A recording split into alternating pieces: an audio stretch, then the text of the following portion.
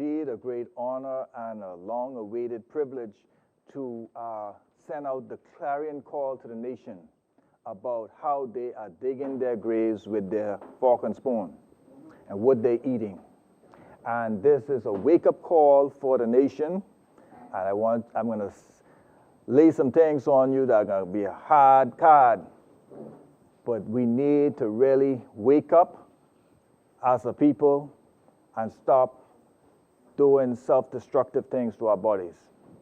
So my talk today is the effect of diet on the three leading killers, which is strokes, heart attacks, and cancer.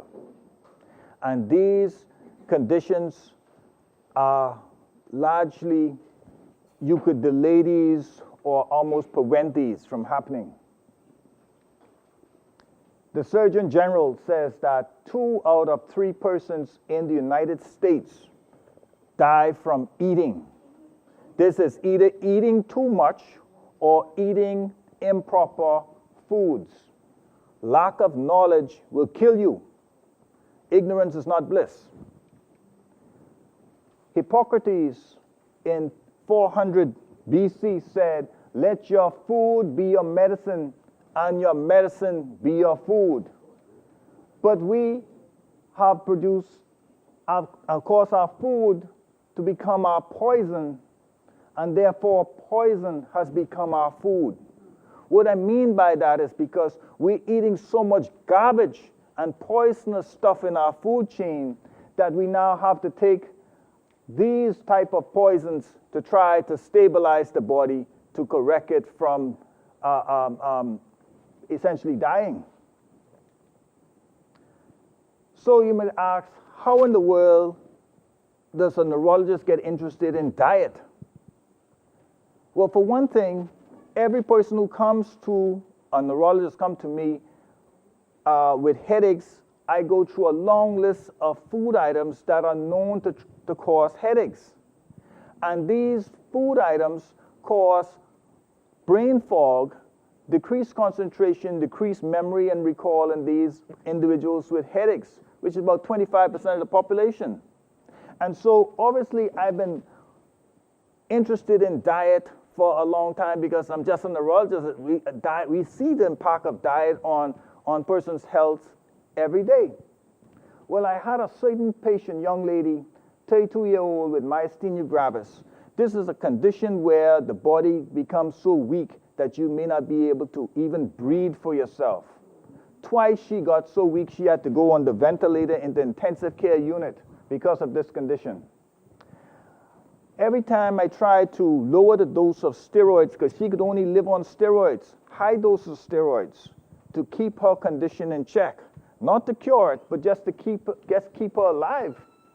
Every time I tried to reduce it down to a lower level, she becomes so weak, she had difficulty swallowing, difficulty breathing. After 7 years, she had become changed from a very attractive young lady to quite a grotesque-looking young woman. She had put on a huge amount of weight, had stretch marks, had a buffalo hump, cushion-oid face, and was looking not as attractive at all like how she used to be. So she decided to go and fast and pray because she was tired of taking these steroids. And so she said she went on a Daniel fast. Now, Daniel fast is nothing other than a vegetarian diet.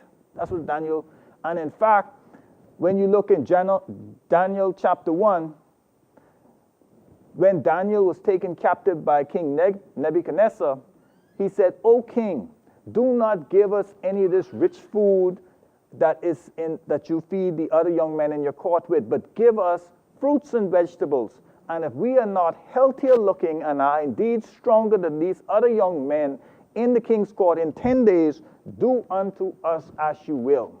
And the Bible says that in 10 days, they looked stronger and they looked healthier and were stronger than their other young men in the king's court, and the king allowed them to continue in their vegetarian diet. So lo and behold, this young lady went on the Daniel fast as a vegetarian diet. And within 2 months, She came back to me, and she was strong, and she was back to normal. I said, well, how much dose of prednisone are you taking now? She said, none. I said, what about the other medication? She said, none. I said, what did you do? She said she went and fasted and prayed. So the next person that came in my office with the same disease, I said, look here, you're going on the vegetarian diet. So this was a young lady who was so weak, despite high doses of steroids we were giving her, she had to lie on her bed with her head hanging down to comb her hair because she could not raise her hands over her head to do so, despite being on very large doses of steroids. She was told by myself to become a vegetarian, and within 2 months' time, she was off all of her medications and was stronger than she had been on when she was on her medications. Case number 3 was a patient present with, again, with these myasthenic symptoms. This was the same patient who had gone on the Daniel fast in the first place. So she represented with double vision and limb weakness in January 2012. She admitted that she had gone off her vegetarian diet for several months. I scolded her and told her to please get back on your plant-based diet, and within 2 months, she was symptom-free again. 2 months is the critical time. I don't know why, but it takes 2 months to heal the body from the ravages of our animal-based diet. Next case was a case of a 32-year-old female with multiple sclerosis who had been having 3 to 4 attacks of this disease per year, which had left her with weakness and numbness and inability to walk. She had recovered from that, and I had put her on a vegetarian diet. She was doing fine until her birthday came around. She decided to celebrate with ice cream, cake, and chicken and everything like that. Within 2 days, she was unable to walk because of a relapse. Before 1900, heart disease was so rare, it was not even recorded in the major medical textbooks. In fact, meat consumption, dairy, eggs, and fish was uncommon because they were not available. People could not afford them. The only persons who were getting heart attacks and strokes in those days were the very wealthy people, because they were the only ones who could afford to eat chicken and beef and pork and lamb every day. By the 1950s, Americans and Europeans started to die of myocardial infarctions. Senior colleagues of mine, when they returned home from training in England in 1970, they were amazed to find that nobody in the Bahamas was dying of heart attack. They said, what is going on here? We just came from England, and the people were dropping down like flies in the United Kingdom from heart attacks, yet they came home and found no heart attacks. That's not the case today. Because the young 30 and 40-year-olds and 50-year-olds are dying left, right, and center from heart attacks. So what had happened is that most Bahamians ate meat only once a week up until the mid to late 1960s because they couldn't afford it. We were poor people then. I did a survey and I found that most persons back in the 50s and 60s only had meat to eat once a week, which was on Sunday. And those of you old enough to remember that will agree with me. Now, we eat meat for breakfast, lunch, and dinner. We have egg and sausage and bacon for breakfast. We have chicken and McNuggets and burgers and whatever for lunch, and the same thing for dinner. Never before in the history of mankind have human beings eaten the way we're eating today. Never before had human beings been eating meat 3 times and 4 times a day. It has never happened in human history. Modern day, a half of the calories are from refined foods with trans fats. Trans fats are very dangerous chemicals that will clog up your coronary arteries and your cerebral arteries. 50% of the persons alive today die prematurely secondary to cardiovascular disease. Another 40% would get cancer. So this is what is ravaging the nations of the world today. Glued now on. These are foods that are high in trans fat. Look familiar? French fries, cheeseburger, pies, donuts, chicken nuggets, ghee, the whole 9 yards.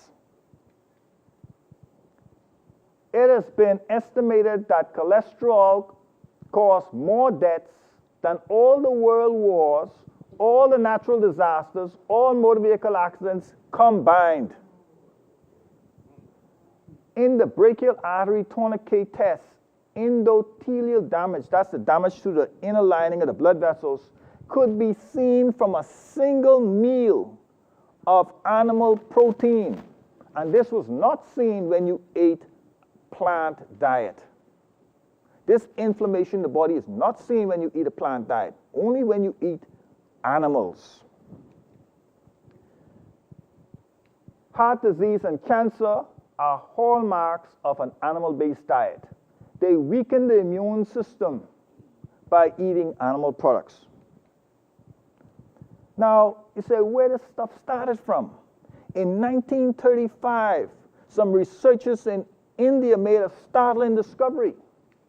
They injected a whole group of rats with a known carcinogen, which is a cancer-causing substance. Half of the rats, they fed animal protein. Half of the rats, they fed plant protein. And they found that 100% of the rats that were fed animal protein diet came down with cancer. Not a single rat who was fed the plant-based diet came down with cancer. So this research was sort of buried for many years, and many people couldn't believe it until a fellow called Dr. T. Colin Campbell discovered this research and replicated it in the 1960s, because he couldn't believe this is possible. And it was replicated just as he had said. And what they discovered, that when you look at the protein type and the foci of the cancer, they found that if you had 20% gluten, which is the protein in wheat, you hardly got the cancer. But if you got 20% casein, which is the protein in milk and dairy products, huge amount of cancer, even though they would get the same 20% protein. You have to be careful where you get your protein from. Now, when they look to see, is there a safe amount of animal protein that we can consume and get away with? So researchers found that the sweet level, critical level, is 10%. After you pass 10% animal protein, you get a high increased risk of cancer and heart disease. When they did this study, a lot of this work came out of a study called the China study, which was done in China, because the government of China noticed that there were some segments of the population, some areas of the country where they had a higher incidence of cancer than others. So they brought in the world's best epidemiological scientists to study this condition. They found that menarche, that's the age at which you first start seeing your menstrual period, in rural China was at 17 years. Average in the United States is 11 years. Menopause in the United States is deferred by 3 to 4 years compared to the women in China, extending the reproductive life and exposure to estrogen by 9 to 10 years.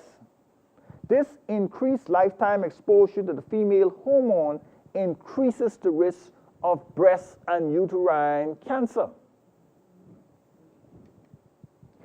You always think that the Virgin Mary was 11 or 12 years old. No, the Virgin Mary was about 17, 18 years old, because women in those days were largely vegetarian. And they wouldn't see their period until they were 17, 18 years old. So they can't have no children. They were not married off until that age. They were not 11 and 12 and 10 like what we think of today. Chinese estrogen levels are only 1/2 of those of British and American women because they eat far less meat than we do. They eat a lot more plant products. The length of a reproductive life of a Chinese woman is only 75% of that of a British woman, just simply because of their diet. Chinese breast cancer rates are only 1/5 of those of Western women, 1/5. Girls still raised on a plant-based diet still reach puberty in this day and time at 17 years old. So it has nothing to do, it has everything to do with what we're eating that is changing our internal milieu in our body that's causing these changes.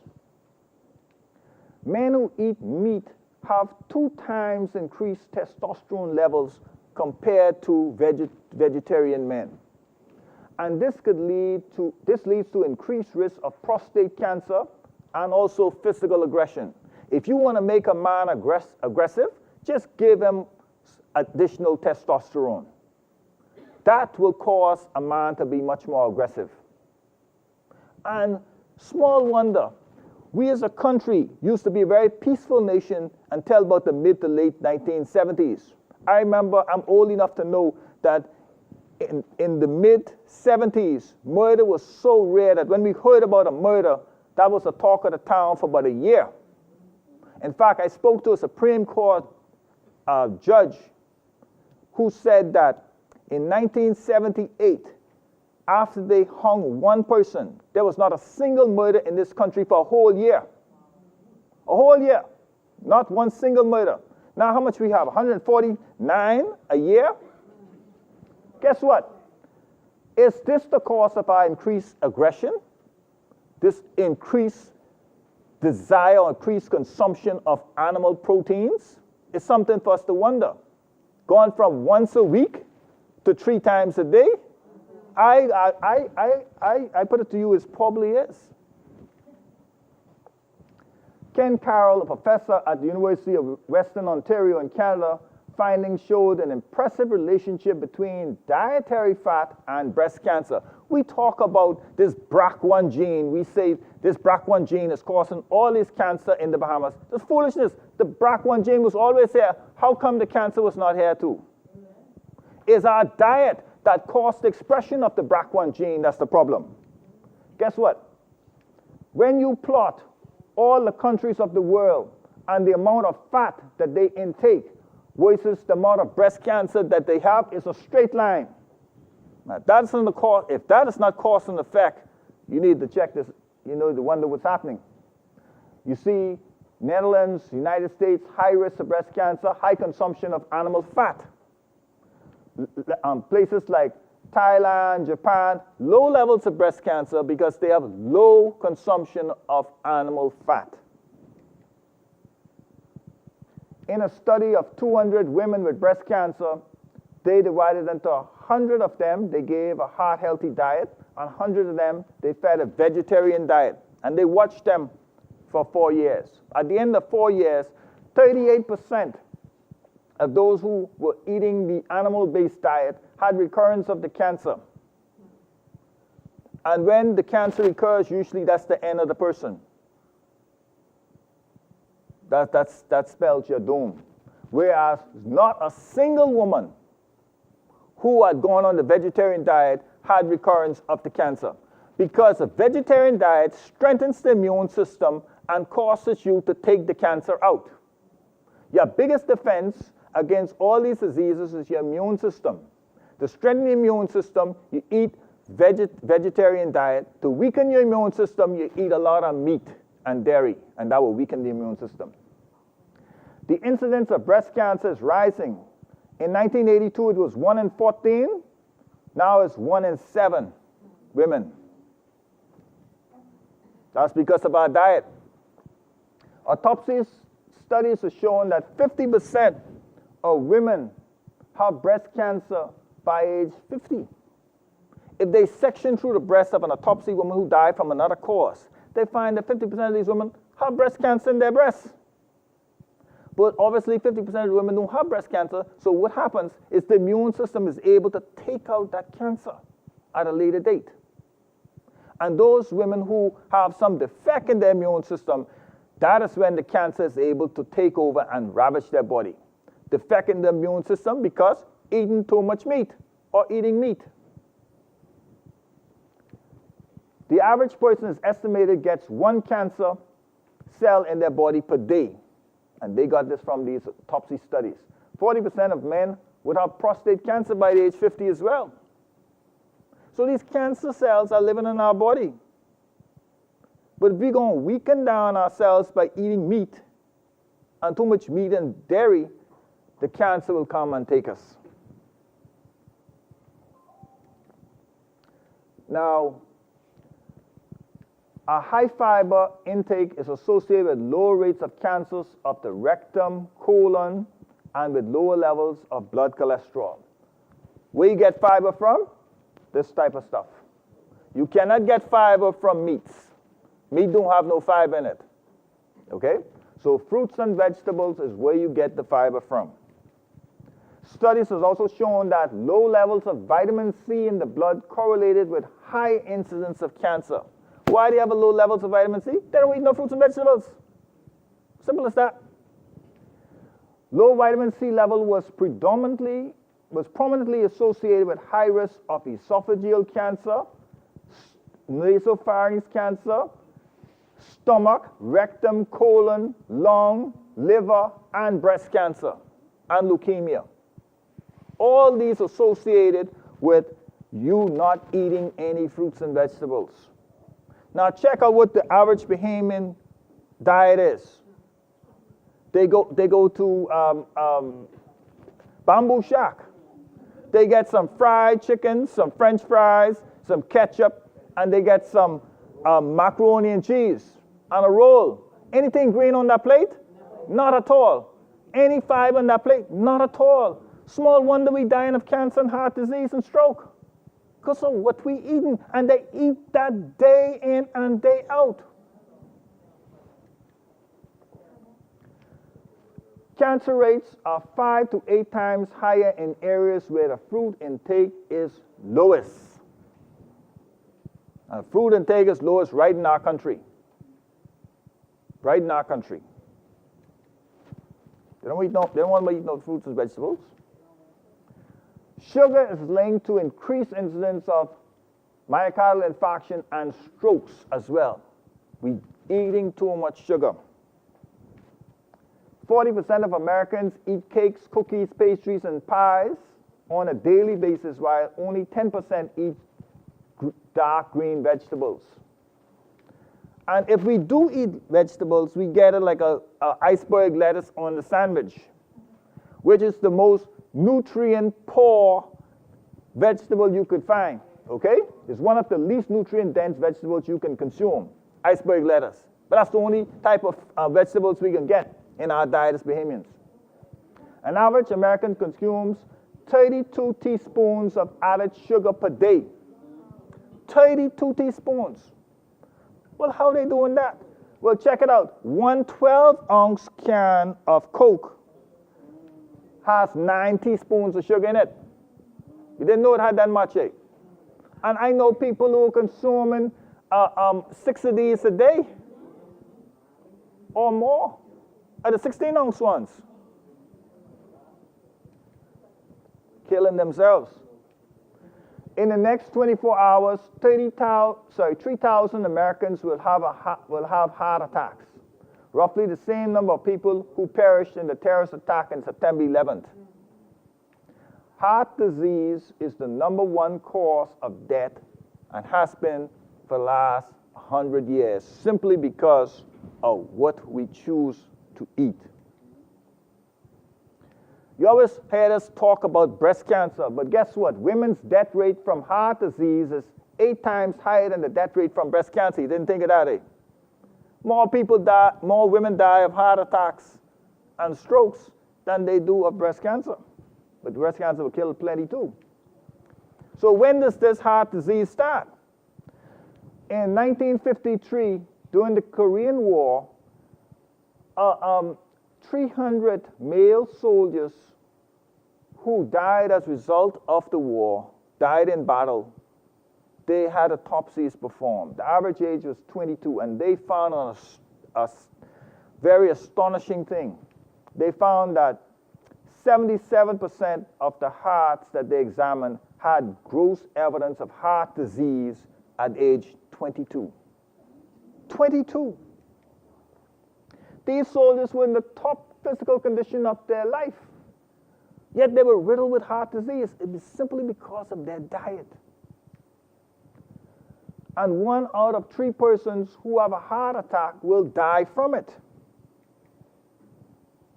Men with cholesterols over 244 had 3 times increased risk of heart attacks than those with levels less than 210. So that's a total cholesterol. American men die of heart attacks 17 times more than Chinese men, simply because Chinese eat less saturated fat and less animal protein and more whole grains, fruits, and vegetables than Americans, simply because of their diet. Back in 1946, Dr. Lester Morrison did an interesting study. He was a cardiologist, a cardiothoracic surgeon. He was tired of operating on these individuals with open heart surgery and finding that they would be dead within 2 to 5 years anyhow. So it made his work seem like it was for nothing. He gave 50 of their myocardial survivors, put them on a regular diet, and he put 50 of the MI survivors on 2 ounces of lean meat twice a day, none for breakfast. And he made sure they had no pork, no animal fat, and no dairy. This is 1946. Now, if you're wondering what that 2 ounce of meat look like, if you get a pack of playing cards, that's the size of a 3 ounce piece of meat. So 2 ounce would be, probably cut that piece off like that, just that portion there, 2 ounce. And guess what happened? At 8 years, only a quarter of those on the regular diet were alive. Whereas in those who had restricted diet, who restricted their meat intake to 2 ounce per meal twice a day, more than half of them were still alive. And by 12 years, not a single one on the regular diet was alive. And still almost half was still alive on the 2 ounce of lean meat. You could live on 2 ounces of meat. You don't have to eat the whole cow, you know? When they look at the incidence rate of heart attacks, it's the same in 2002 as it was in 1970. So what is happening? They haven't made one dent in the inroad of this disease. They have improved your survival because of the medications that we have, but the same amount of people are having these heart attacks per 100,000 population. When you look at this CABG open heart surgery, 79% of the patient would show cognitive impairment 7 days post the procedure. So they forget, they can't remember certain things. So these procedures are not without risk. You have the heart on a bypass machine. That damages the brain. So is this procedure avoidable? Do you have to have this open heart surgery when your coronary arteries are all clogged up? I'll tell you that answer in a few minutes. Within 3 years of having this open heart surgery, 1/3 will have return of the chest pain. And at 10 years, 50% would either be dead, had another heart attack, or had return of their chest pain. Now, the other thing they do with these coronary artery people is they do a coronary angioplasty. What that means, they thread up a catheter or tube from the groin into the arteries of the heart and they blow it up and they put a stent there. So it's called coronary angioplasty.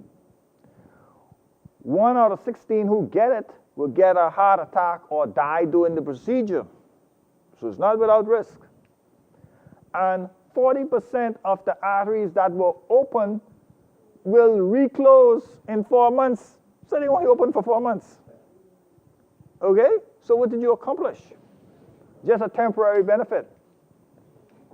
So Dr. Cadwell Esselstyn of the Cleveland Clinics, he's a cardiologist, he knew all this data. This is not working. So he said, how could I go about changing this coronary artery to open them up without these procedures? So he examined the effect of whole food, plant-based diet on patients with coronary artery disease. Small study initially, 18 patients followed for 11 years. Only one of them had a heart attack. And he had gone off his diet for 2 years. Gone off his diet, Mr. Man, he misses meat. And so he got a heart attack. They had 70% had opening of their clogged arteries, had reopening of their clogged coronary arteries. There's not a single drug known to man to date that can do this. Not one. All of the high statins, the Crestor, the Lipitor, the Zocor, they only slow down the inevitable. The thing is continuing to close down. It does not stop it. Only a vegetarian diet could stop the closure and actually reverse the process.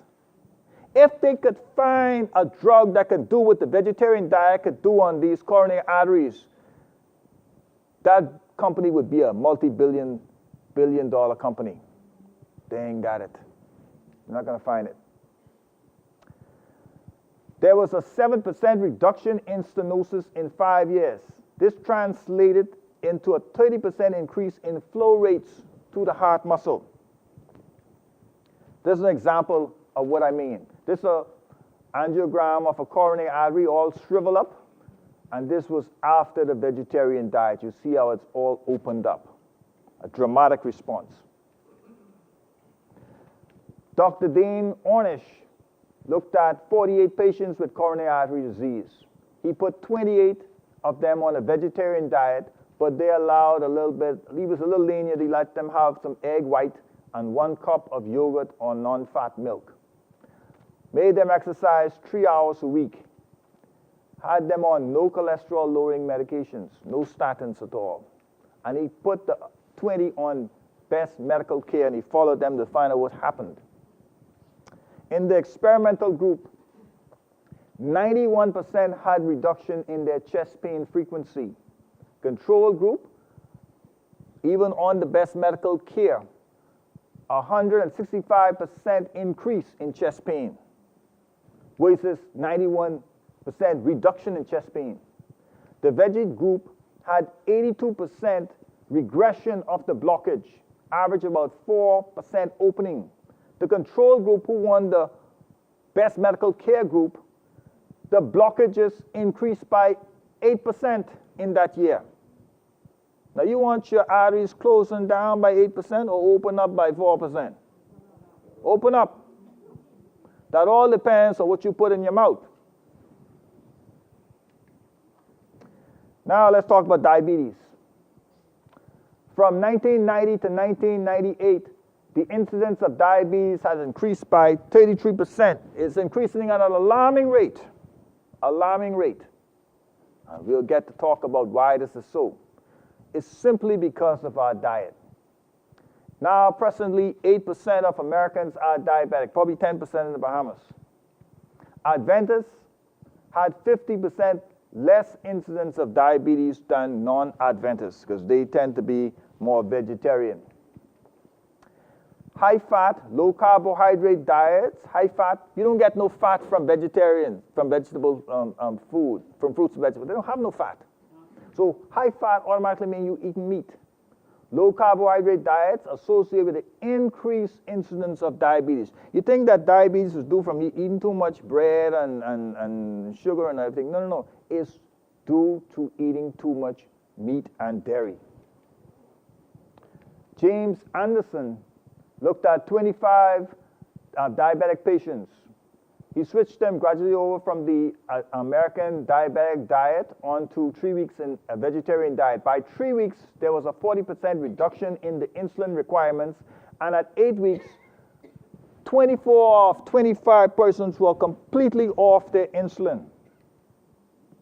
In the Pritikin Center, 34 out of 40 non-insulin dependent diabetic patients were able to discontinue all medications after 26 days, not even a month. Not even a month on the vegetarian diet. I had put one of my patients who decided to take up the offer. He was on about 3 diabetic medications. I said, go on the vegetarian diet. After 1 month, after 4 weeks, his blood sugar was getting so low they had to give him some sugar. Off medications. And he never was able to get it down on his regular medications on a regular diet. In colon cancer research, they did an EPIC study with over 500,000 patients. And they found that the greatest consumers of vegetables had 52% lower risk of cancer versus the lowest consumers. What that means is that if you wasn't consuming much vegetables, you were at increased risk of cancer. Now they discovered that there's an insulin-like growth factor 1. And this level of insulin-like growth factor 1 correlates with cancer as cholesterol correlates with heart disease.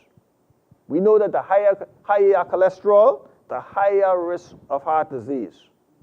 Well, the higher this level of insulin-like growth factor 1, the higher risk of cancer. And where do you get this from? Consumption of meat and dairy products produces this insulin-like growth factor 1. You don't eat them, you don't get that. So high levels of insulin-like growth factor 1 gives a 5 times increased risk of prostate cancer in males. You see all this prostate cancer going around? The men, they're eating too much meat. They're simply eating too much meat. Autoimmune diseases, there are 40 in total. Diabetes, rheumatoid arthritis, lupus, all thyroid disease, a whole list of them, multiple sclerosis. All of these are autoimmune diseases, 40 and over, 40 in total. They affect women about 3 times more so than men. But in 1992, researchers in Finland found an elevated antibody level against bovine, that means cow, serum albumin, which is an incompletely digested protein in cow's milk, in all children with type 1 diabetes. And this is the cause of their diabetes, drinking cow's milk. In Chile, they did a study, found that genetically susceptible children who were weaned too early onto cow's milk formula had a 13 times increased risk of diabetes than those who were not weaned onto the cow's milk formula. In fact, the study was so strong that in 1994, the American Academy of Pediatrics issued a statement that strongly encouraged infants of families where somebody or one of the parents are diabetics to not give cow's milk to the children until they're over 2 years old, because of 13 times increased risk of developing diabetes in these children. So milk is not good for you. Now, this chart shows the association of cow's milk consumption and incidence of type 1 diabetes in different countries. And you can see, again, a straight line, as convincing as you could get. The more milk you drink, the higher the incidence of type 1 diabetes. The least milk you drink in Japan, well, you have no diabetes there, type 1 diabetes. As simple as that. The association of cow's milk consumption and multiple sclerosis, again, a straight line. Remember I told you about the patient who had multiple sclerosis, and she was celebrating her birthday with cake and ice cream, that's dairy products. Got a relapse 2 days later. Small wonder. It's a direct correlation with milk consumption, dairy consumption, with the incidence of multiple sclerosis. I have every last one of my multiple sclerosis patients, they are vegetarian. I make sure they go on the vegetarian diet because they cannot afford the medications that are out there that cost $3,000 to $9,000 per month. So I have to be creative, I have to do my research and find better ways to control this disease than those terribly expensive medications.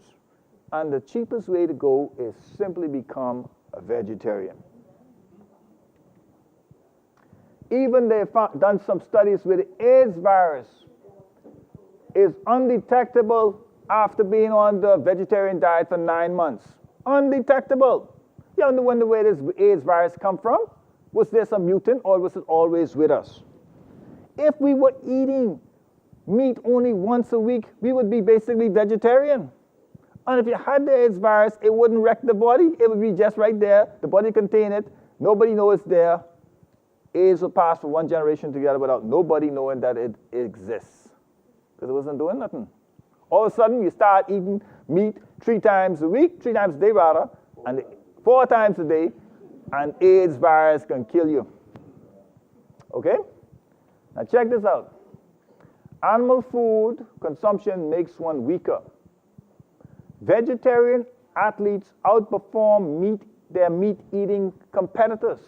Before Usain Bolt came on the scene, the fastest man on earth was Carl Lewis, and he admitted that he was a vegetarian when he was smashing these world records. And guess what? I listened very carefully to Usain Bolt in 2008 when he smashed the world record in Beijing. They asked him a very interesting question. They said, Usain, how are you going to celebrate this victory here? He said, I'm going to go out and have me a nice hamburger sandwich.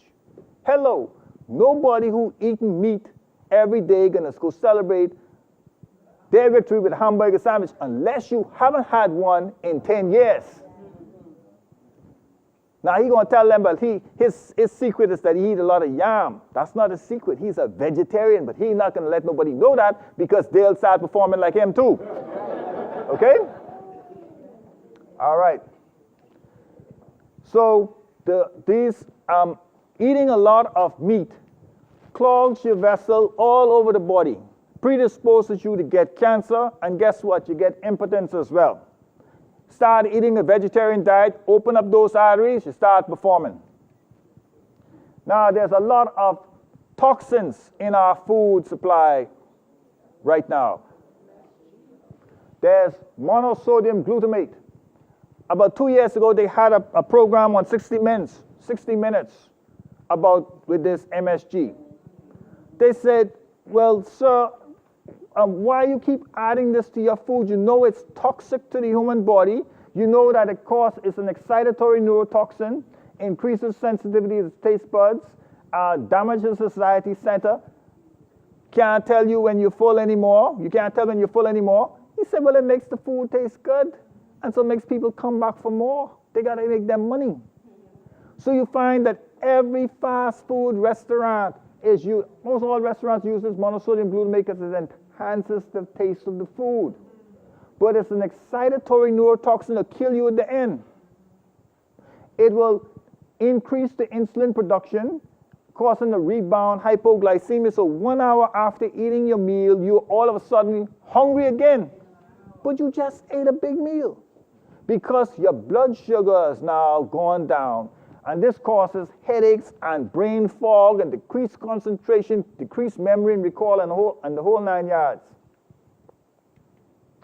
These are some of the things that masquerading as monosodium glutamate. Actually, these are other names for monosodium glutamate. Autolyzed yeast extract, yeast food, gelatin, sodium caseinate, calcium caseinate, hydrolyzed protein, textured protein. All these are names of the same thing, monosodium glutamate. Now let's talk about sugar. They did studies that a large slice of cake or a few donuts reduce the ability of the white blood cells to fight by 50% for a few hours. So what that sound like that doing? Weakening the immune system, giving your cancer cells the upper hand for those few hours. They produce an acidic environment, causing the cancer cells to flourish. They're causing bone loss and osteoporosis as well. That's it right there. Hot dogs, very dangerous thing.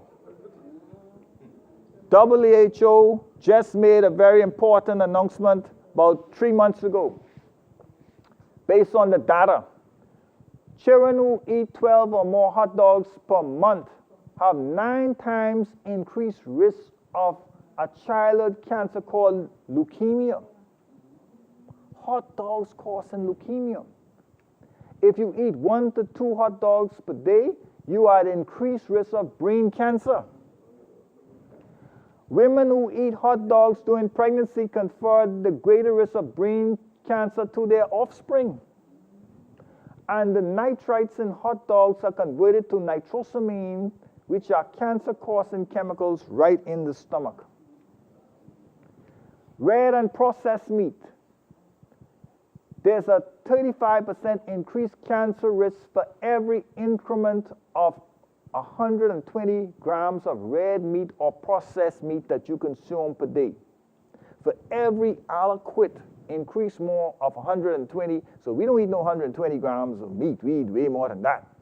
Okay? And there's a 20% increased risk for every 50 grams of meat, red or processed. WHO just made this announcement about 2 to 3 months ago. I don't know if you all heard it. They finally had the balls to declare, based on all the data that was there. Now you're fighting against a multi-billion-dollar meat and dairy institution now. So they had to have some balls to make the statement against all the lobbyists that are in Congress. And they finally declared that processed meat is as dangerous as cigarette smoking and is unfit for human consumption, is dangerous to your health. So what is processed meat? Processed meat is hot dogs, sausage, sliced ham, sliced turkey, pepperoni, salami. All of those things are processed meat. Corned beef, spam, Vienna sausage, all of those are processed meats. If you could put that meat in the refrigerator, under the drawer, under the freezer, and you could leave it there for days or weeks and it don't rotten, that's processed meat. You try it with a piece of fresh chicken leg and see after a day or two that it start rotting. But these things don't rotten. They are preserved with nitrites and nitrates, which are converted into carcinogen compounds in your stomach. And these are the foods high in trans fat, as I mentioned before. The French fries, cheeseburgers, the pies, the donuts, the chicken nuggets. These are dangerous things to eat. Trans fat are partially hydrogenated oils. What they mean by that is that they hydrogenate the oil to improve the shelf life of the oil, else the oil will start to smell rancid, and you ain't gonna want to eat it. This partially hydrogenated oil or trans fats are dangerous to your health because the body cannot break this down, nor can it utilize it for fuel. And they found in a study that men under 45 years old who eat partially hydrogenated oils, foods like that, as I go back, I'll show you what those things are. These are the ones with partially hydrogenated oils, these things here. Guess what? They had worse memory, less than 45. These are not demented individuals. These are individuals in the prime of their life. Their memory has been affected because of the consumption of these trans fat foods. excess salt and too little exercise increase the risk of dementia. So you like all this, you put that salt on the fries, you're getting your trans fat and the excess salt, and you're setting yourself up for dementia in later life.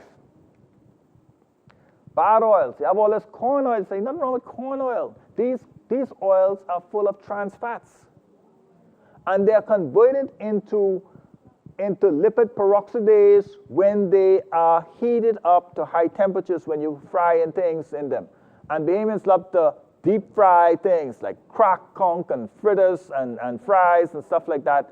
When you deep fry in these oils, they produce lipid peroxidase, which are free radicals which cause cancer. Certain oils you should never even use at all because their smoke point is so low they radically go into these lipid peroxidase like flaxseed oil. If you're going to use any oil, try to use coconut oil or olive oil. Coconut oil has a high smoke point, so it could tolerate the high temperature without breaking down into the lipid peroxidases so easily. But it's recommended to try not to fry anything. If you have to fry something, stir fry it so it keeps the temperature lower, so you don't have the production of all these carcinogens from your food. Acrylamides is something else to look out too.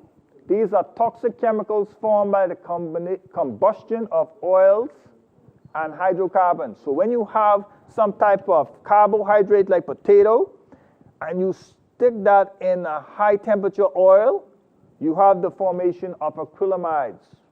And these are carcinogens as well. Eating a lot of, these are favorite ones right there, McDonald's. And you get, setting yourself up to get cancer. Now, this is recent now. Canned beverages. Now, I told you about the danger of drinking too much Coke and sodas because of the sugar, but there's something else. These canned beverages, they contain bisphenol A. And bisphenol A is a known chemical to cause hypertension, causes high blood pressure. And Bahamians live off canned goods. Canned vegetables, canned sardine, canned tuna, canned this, canned that. We live off a can, and we have an epidemic of blood pressure problems in this country. And because we're eating everything out the can. This bisphenol A will leach into the food from the plastic lining in the can, and also from the plastic lining in the plastic bottles. And this will elevate your blood pressure by almost 5 millimeters of mercury after drinking 2 canned beverages. And this elevation is not seen if you drank the beverage out of a glass bottle. So the example is, you could have Vitamalt in the bottle, you have Vitamalt in the can. You drink Vitamalt in the can, your blood pressure goes up. You drink Vitamalt in the bottle, you don't have that chemical in there. They did a study in Japan where they looked at this with soy milk, and they found that the concentration of this chemical, bisphenol A, in soy milk that came in the can was 1,000 times more in the urine of those persons who drank it out the can than those who drink the soy milk out of glass bottle. 1,000 times more. Bleached flour. Bleaching of the flour uses chlorine dioxide. This produces a compound called alloxan, which damages the beta cells of the pancreas. The beta cells of the pancreas is the one that produce insulin. This fact was known in Germany from 1956. And bleached flour has been banned from Germany from 1958. So what is bleached flour? Robin Hood, OK flour, 5 Roses, almost every flour you get in the food store is bleached. It's full of this compound called alloxan, which will damage your pancreas and produce diabetes. There's only one flour in the store that is not bleached and not brominated. That's the gold medal unbleached and unbrominated. You have to look for specifically unbleached and unbrominated. I myself have not been eating any store-bought bread for the last 3 or 4 years. I go and I get my unbleached flour and unbrominated flour. I get my bread machine and I make my own bread. Because when one day I miss and look at the ingredients on the loaf of bread, and I couldn't believe my eyes. I said, I'm dipping this bread in a chemical lab. It was so much chemicals in there. I said, I putting this into my body? It was unbelievable. So much preservatives. That bread will be on the shelf for 2 weeks and would not mold. My bread, after a day, mold won't grow on that. Because it is fresh. The bumblefly will get in your house. They will never go to that bread from the store. They'll be all over your bread if you let them, that fresh bread that is unbleached and unbrominated, because they could smell the difference in the chemicals. The animals know. Our nose are too clogged up, we don't understand. Now you say you eat healthy, you eat some salmon, but make sure your salmon is not farm raised. Make sure it's wild caught, because farm raised salmon is 17 times higher level of PCBs, which is polychlorinated biphenyls, which are again carcinogens. And it is recommended that you have no more than 1 serving of that per month.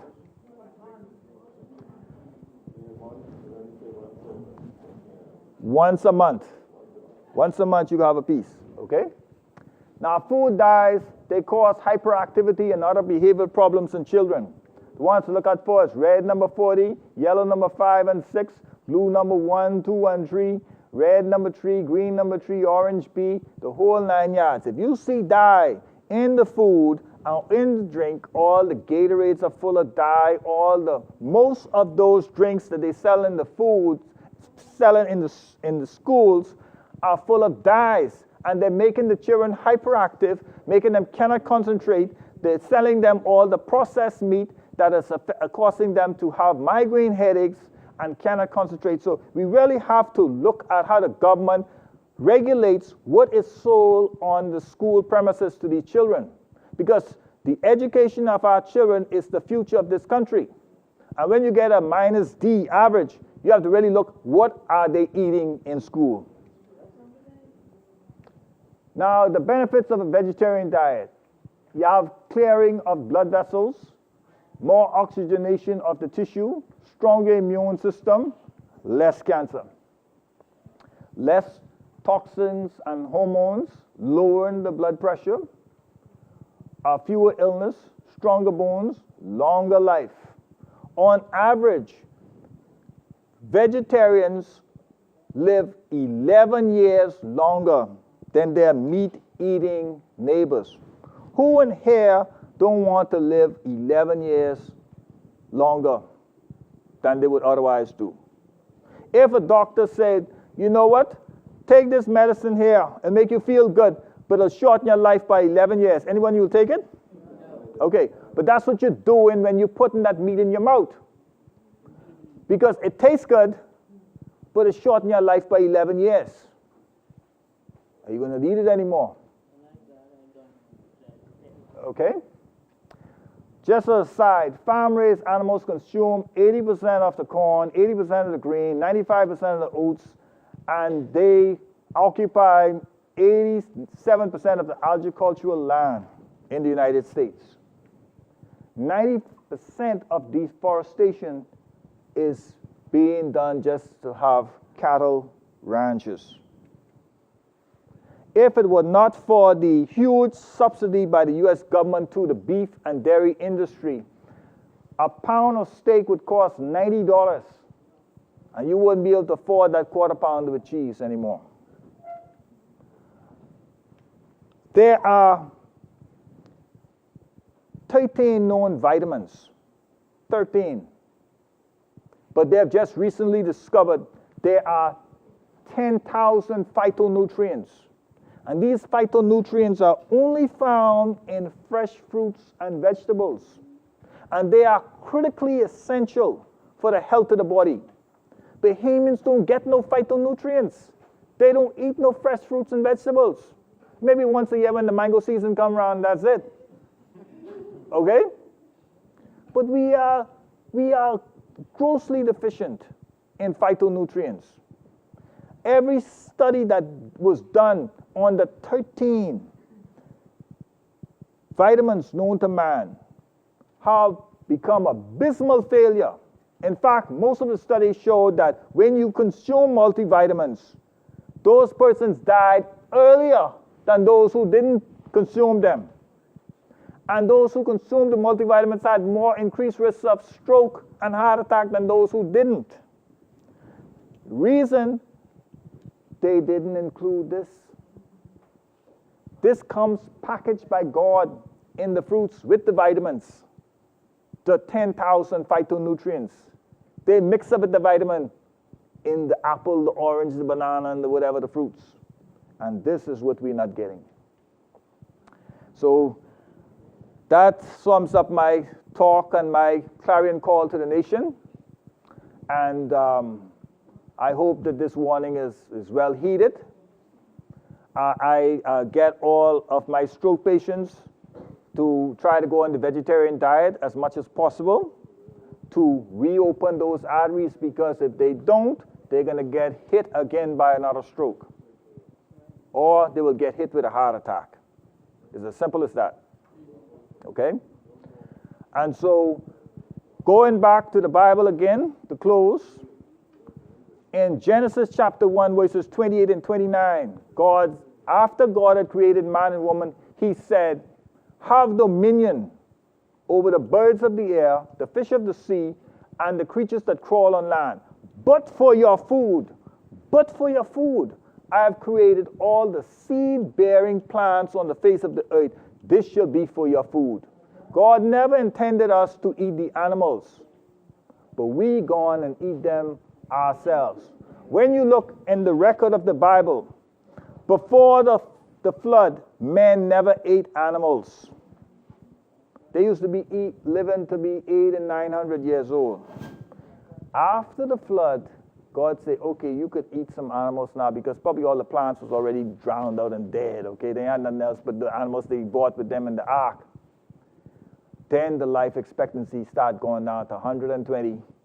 And by the time David came along, he said 70, 80 if you're strong. You see how we're going down?